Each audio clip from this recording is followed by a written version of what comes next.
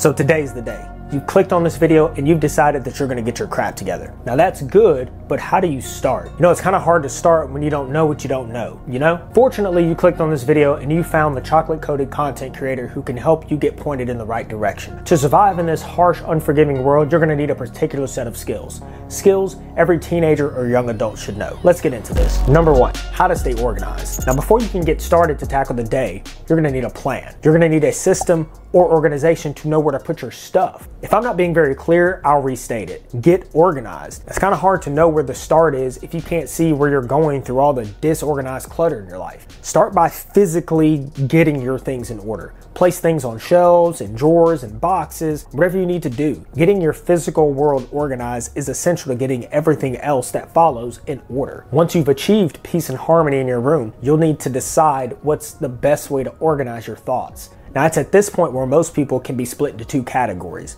digital and analog. People who like to organize through analog means they prefer things like journals, boards, mounted surfaces, sticky notes, just to name a few. And digital, it's exactly how it sounds, using your phone, your tablet, your smartwatch, whatever you need to use to keep your life in order. It's going to be through some local server or maybe something cloud-based. I like to think of myself as a healthy mix of both, so just find whatever works best for you and then execute it. All right, number two, how to manage your time. Now, once you've selected your organizational method of choice, it's time to learn how to manage your time. And see what I did there? It's time to learn how to manage time. See, it's funny because I said it's time. Never mind. Yes, you have to learn how to manage your time. Time is finite. Time is precious. It's a resource and probably one of the most valuable resources you'll ever encounter. You can't make more time. Everyone has 60 seconds in a minute, 60 minutes in an hour, and 24 hours in a day. Now, what separates decent from good and good to great managers of time is how efficiently we can learn to use the time we have each and every day.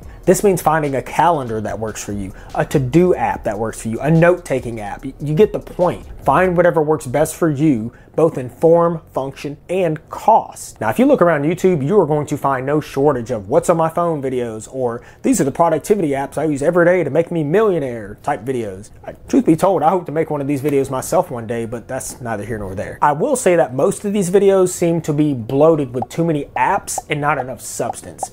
What I mean by this is people tend to find apps to solve solutions to problems that they really shouldn't be having in the first place. Sometimes instead of adding yet another app or touch point in your life to solve a problem, maybe the solution is to get rid of the problem altogether. My recommendation to you is twofold. One, find apps and or products that can serve multiple purposes in your life. This keeps the number of apps or paper notebooks you maintain to a bare minimum. This is far more sustainable than trying to keep 10 apps updated that are hyper-specific for 10 different functions. In my opinion, it's far better to have 3 to 5 apps to do those 10 tasks. You'll actually use them and keep them updated, which is the entire point of having them in the first place. Now, my second recommendation is if you're going to go digital, try to make your selections based on integration across devices. I always try to find apps that work for Mac, PC, and have a web browser version. Now, the latter is often overlooked, but you'll thank me later when you start working for a company that has digital security in place that doesn't allow you to download third-party apps to their computers,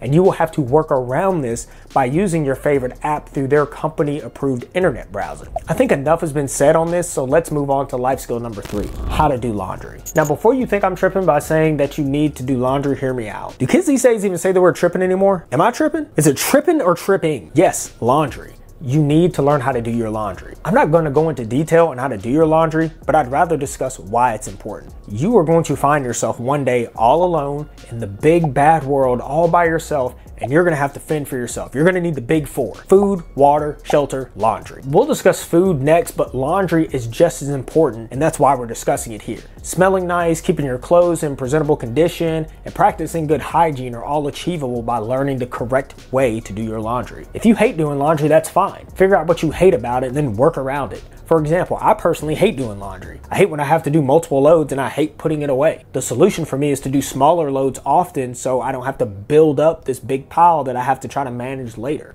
Furthermore, I hate folding clothes, so I hang a lot of my stuff. Find what works for you. Actually, I lied to you guys. My wife actually does most of the laundry, but that's not the point. I am capable of doing the laundry. I just choose not to. Our relationship is complicated. Don't look too deep into it. It's a whole thing. Speaking of things my wife is better at than me, but I also know how to do when the occasion requires me to, is life skill number 4, cooking. Let me be clear. When I say cooking, I don't mean heating water up and placing dried noodles in said water until it changes into something edible. Learning how to turn raw meats, vegetables, fruits, and spices into a dish worthy of a king is what I mean by cooking. Not only is cooking generally more healthy for you, but if done properly, can also be more cost effective than takeout and frozen meals. You also have the added benefit of knowing exactly what's going into your food when you make it yourself. Not to mention the fact that it's also considered attractive and a value add in a potential partner when someone knows how to properly prepare a delicious meal. Again, I'm not going to go into the details of cooking here, but here's some basic cooking 101 recommendations for you to think about. Get an instant read thermometer and learn the food safe temperatures. Now be sure it's an instant read and capable of giving readings within 2 to 5 seconds. A decent 3-second or less instant read thermometer can be had for $10 to $15. This is essential for ensuring you don't undercook meat, which is dangerous, or overcooking meat, which is what amateurs who can't cook end up doing. Invest in quality kitchen utensils. If you only have $100 to spend on kitchen utensils, then don't buy some all-in-one knife block or an assortment of pots and pans. You really only need 1 or 2 decent knives, 1 or 2 decent pots and pans, sheet pans, etc. Now, in this wonderful society that we live in, Amazon has everything that you need that is quality and at a great price. Shop smart for ingredients. Buy one, get one. Buy one, get one half off. Buy 10 for $5. Try to shop at stores that give out these kinds of deals. Additionally, try to plan out your meals so that you can mix and match ingredients across recipes. Hey, I'm curious, if you'd like me to make a more detailed video about cooking 101, let me know down in the comments below. Life skill number 5, how to clean the house. Well, this was inevitable, right? How could it not be? You've been cooking up a storm. You've gotten your clothes covered in sauces and flour,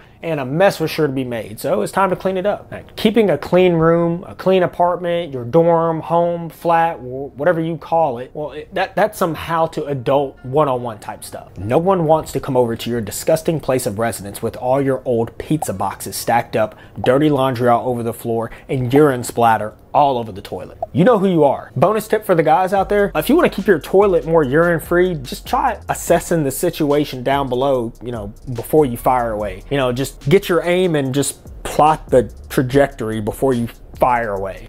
Just full send. Now I say again, I'm not going into detail on how to clean a house. That said, you can do most of what you need to do with a couple of old t-shirts torn into rags, a spray disinfectant, a broom, a mop, and copious amounts of elbow grease. Skill number 6, how to use basic tools for minor repairs. All right, so now you've graduated from lost teen to a potent combination of Gordon Ramsay meets Mr. Clean. But in your newfound excitement, you've gotten a little too vigorous dancing on your dining room table, and the legs have loosened up, and now the table sits all wobbly now. Well, too easy. Just break out the tools and tighten up the legs. You got a tool set, right? And you do possess the knowledge to properly utilize said tool set correctly, right? There is no shortage of YouTube videos on how to use tools to fix stuff. My friends like to say I'm pretty handy around the house and on vehicles and performing small engine repair. The thing is, I don't consider myself to be particularly handy. I'm just not afraid to jump on YouTube or Facebook and stand on the shoulders of those before me who have tackled the jobs that I'm about to take on. I flip through a couple of videos and articles until I find what I need, and then I just get at it. Learn how to use basic tools. A starter set can be put together for a few $100s, and that will get you by with most things that you come across. Now, when you see someone like myself who has a large array of tools, don't think that you have to go out and buy all that stuff. Buy what you need when you need it, and then your collection will naturally grow. Here's a good example of that. My collection of hand tools really started to grow most when I had to replace a starter on my truck. I had a 2007 Toyota Tundra, and it was a great truck, but the Toyota engineers, they did not account for human beings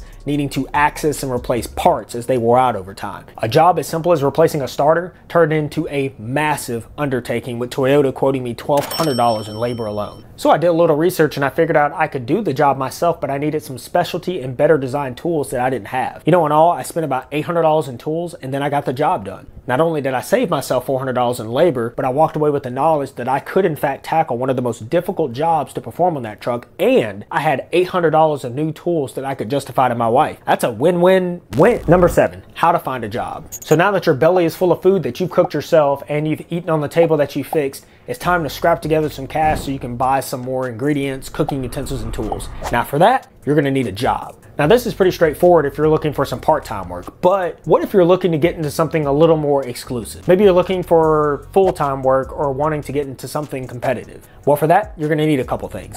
First of all, you have to find the job. There are endless resources for this. Job search websites, Facebook groups, job boards, employer websites. These are just some of the common options. Also, don't discount going store to store and asking around as well. You'd be surprised what you can find out by just talking to people. Now, when searching for a job, you'll also need a resume or a CV. There are thousands of free templates online, so just pick one you like and go from there. Now, I'm no expert in this area, but here's some things I look for when I'm sitting on a hiring board. Your resume should have a professional appearance.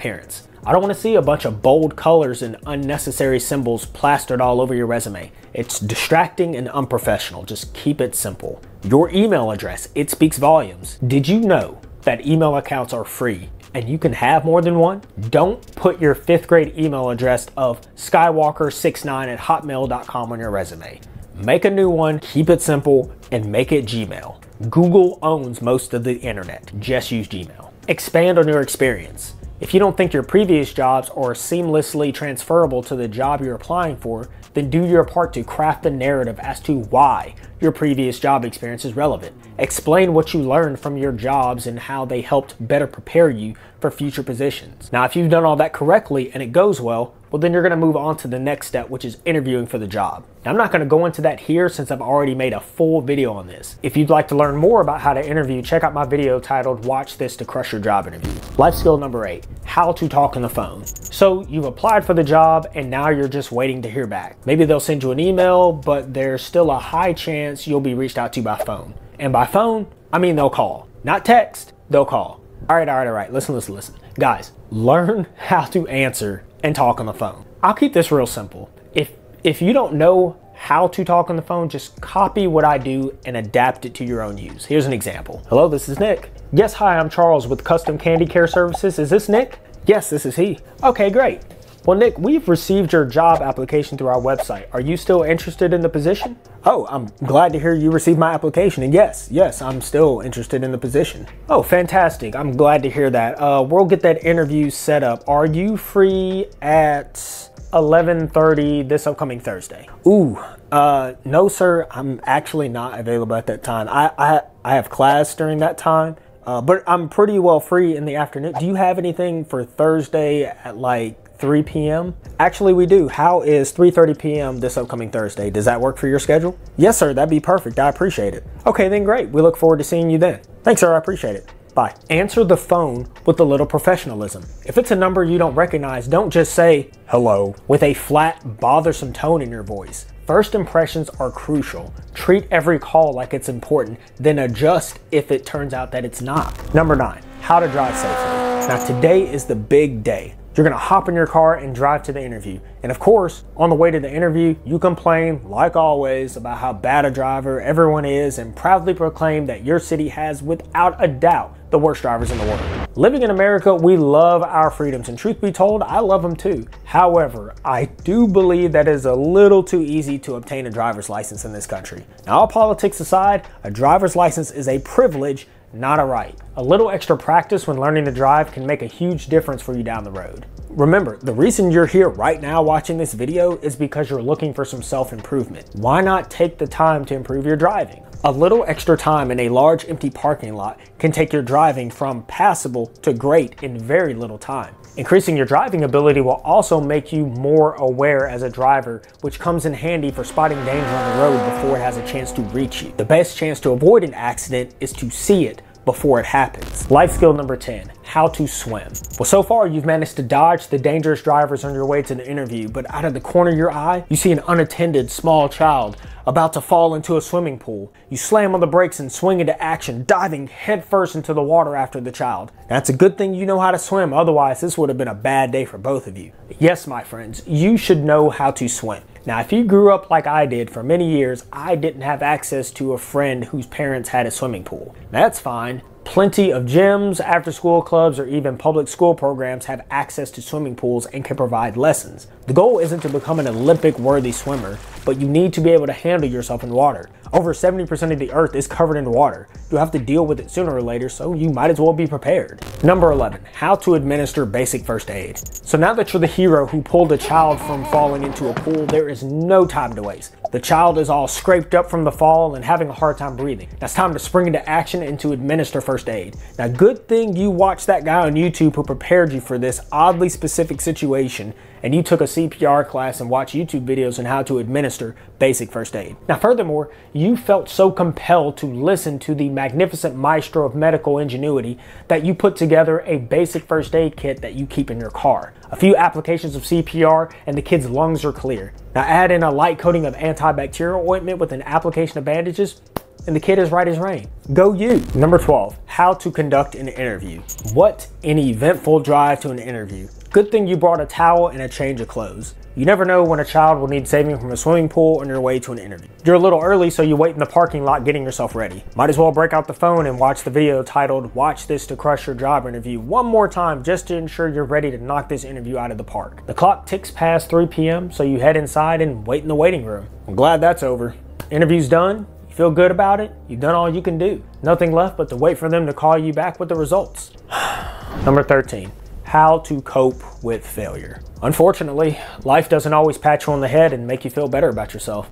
Sometimes life likes to give you a false sense of security and then punch you in the face, knock you down when you least expect it. The job interview felt like it went okay, but they called you back and said they're going with another applicant. All you could do is thank them for their time and move on. You're going to encounter failures like this for the rest of your life. That's just a fact of life, and it's out of your control. But what you can control is how you cope with failure. Taking the time to assess what went wrong and learning from your mistakes is a smart way to go about this. Failure doesn't have to be anything more than a temporary setback. It's a free lesson and it's unique to you. Sure, there might be other people out there who have experienced a similar situation as you, but no one has experienced the exact same outcome as you. Embrace the failure and turn it into a lesson for next time. Eventually, you're gonna figure it out. Number 14, how to manage money. Now, it's been 1 month and 2 interviews later, but you finally secured some employment. Now, aren't you glad you learned how to cope with failure and you kept on interviewing for jobs? Well, now that you've got a little money in your pocket every month,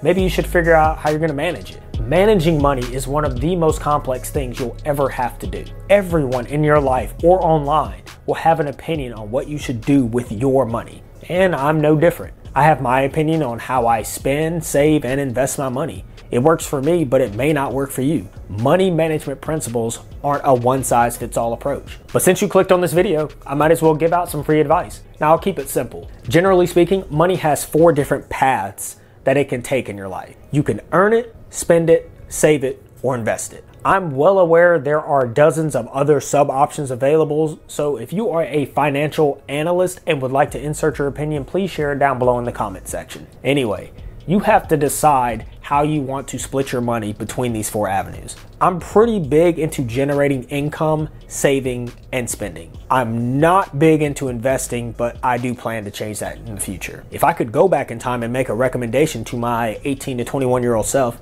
I would tell him to start investing early and learn what all the different investment options are and how they work. The last thing we'll talk about here is regarding debt. Debt is a nasty word, but it really does make the world go round. Try to avoid as much bad debt as possible and learn how to manage it. But you're going to need debt in order to build credit. Okay, I guess credit is yet another thing that we can touch on here, but I'll keep it short. In your early years, use debt to build your credit. You'll eventually reach a point where your cash can only take you so far and you're going to need credit to make larger purchases. The better your credit, the lower your interest rates you can get, which make your earned cash go further. This life skill was pretty dense, so let's quickly recap. Decide how you want to split your money between income, saving, spending, and investing. Learn how to invest and invest early. And finally, use debt to build credit. Skill 15, learn how to be a self-starter. When it comes to the art of learning and execution, the bridge between these two is your ability to become a self-starter. There is no shortage of people who are capable of reading and digesting vast quantities of information. It's only when they are required to put their education into practice where they start to fall apart and crumble. One of the easiest ways to make a name for yourself is to have the rare ability to pick a direction and then move towards it. Think about whenever you see someone start a new job. What do they usually do? Usually they'll just kind of stand around and wait to be told what to do. Or maybe you're working in a project together in school and everyone is expected to chip in. There's always one that sits alone and just doesn't contribute. They either don't know what to do or are too scared to admit they don't understand the assignment. Don't be like that. If you don't know, bring it up. Take what little information you have and make the best of it. People will take notice and respect you more for it. Skill 16, how to regulate social media time.